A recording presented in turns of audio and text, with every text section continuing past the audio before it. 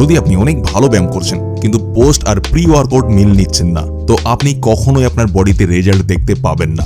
Pre workout মানে ব্যায়াম করার আগে আপনাকে যেই খাবারগুলি খেতে হবে, আর পোস্ট ওয়ার্কআউট মানে ব্যায়াম করার পরে যে খাবারগুলি আপনাকে খেতে হবে। তো যদি আপনি জিম করেন বা বাড়িতে ব্যায়াম করেন, এই ভিডিও আপনার জন্যই। তাহলে আমরা সবার প্রথমে কথা বলে নিই প্রি ওয়ার্কআউট মিল মানে ব্যায়াম করার আগে আমাদের কি খেতে হবে।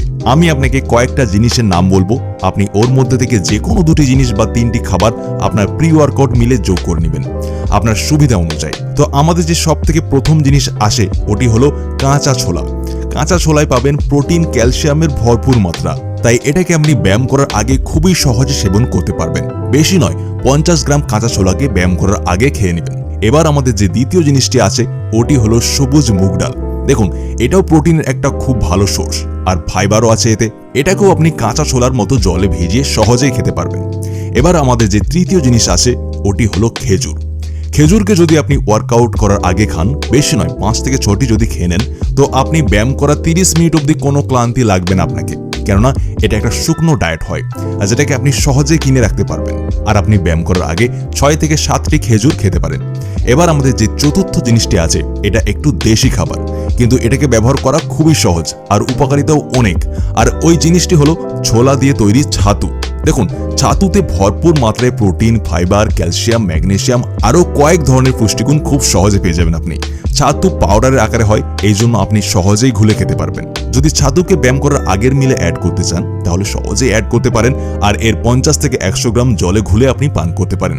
এবার আমাদের 5 নম্বর যে জিনিসটি আছে ওটি হলো ড্রাই ফ্রুট। আর এই জিনিস আমি তো বলবো আপনার নেওয়া খুবই দরকার ওয়ার্কআউটের আগে। দেখুন, ড্রাই ফ্রুটে অনেক রকম জিনিস আসে, যেমন কিশমিশ হয়ে গেল, কাজু, পিস্তা, বাদাম হয়ে গেল, আর কাঠবাদাম, আরও নানান জিনিস আছে।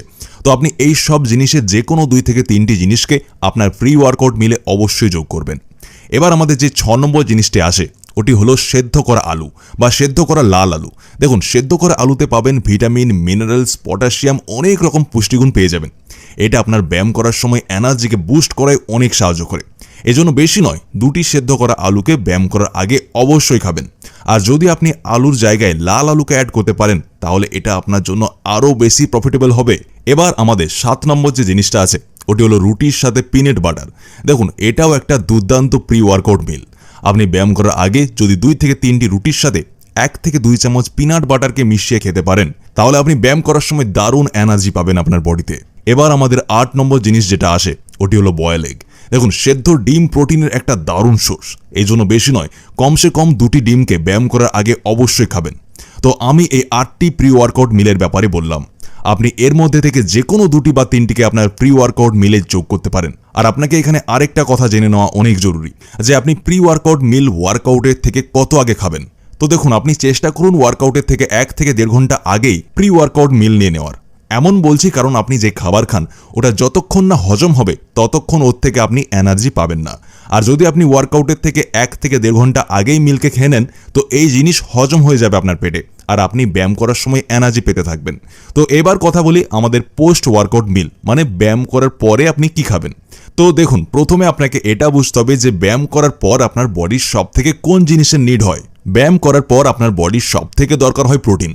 আর এই জন্য কারণ যখন আমরা ব্যায়াম করি আমাদের মাসেলসের ফাইবার ভেঙে যায়, আর ওটিকে রিকভার করার জন্য প্রোটিন অনেক সাহায্য করে। এরপর যে দ্বিতীয় জিনিস আসে ওটি হলো কার্বোহাইড্রেট, কেননা ব্যায়াম করার সময় আপনার অনেক এনার্জি লস হয়ে গিয়েছে, আর ওই এনার্জি লসকে আপনাকে রিকভার করা অনেক জরুরি, তখনই আপনার বডি তৈরি হবে। আর কার্বোহাইড্রেট এনার্জিকে রিকভার করায় অনেক সাহায্য করে। তো আমাদের যে প্রথম জিনিস আসে ওটি হলো প্রোটিন পাউডার। এটা অনেক দ্রুত হজম হয়ে যায়, আর হজম হওয়ার পর আমাদের যে মাসেলস ফাইবার ভেঙেছে ওটিকে দ্রুত রিকভার করতে থাকে, আর এটা থেকে আমাদের দিন দিন বডি তৈরি হতে থাকে। যদি আপনি ওয়ে প্রোটিন ব্যবহার করেন তো আপনি এর 1 চামচ ব্যায়াম করার পর নিতে পারেন। আর যদি আপনি ওয়ে প্রোটিনকে অ্যাফোর্ড না করতে পারেন তো আমি আপনার জন্য একটা ভিডিও বানাবো যে আপনি আপনার ঘরেই প্রোটিন পাউডার কিভাবে বানাবেন, ওটিও একদম দেশিভাবে। তো আপনি ঝটপট কমেন্ট করুন প্রোটিন পাউডার ভিডিও চাই বলে।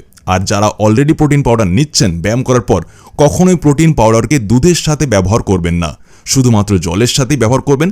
এমন এই জন্য কেননা দুধের সাথে খেলে ওটির হজম হতে অনেক সময় লেগে যায়, আর ব্যায়াম করার পর আমাদের ইনস্ট্যান্ট এনার্জি দরকার হয়।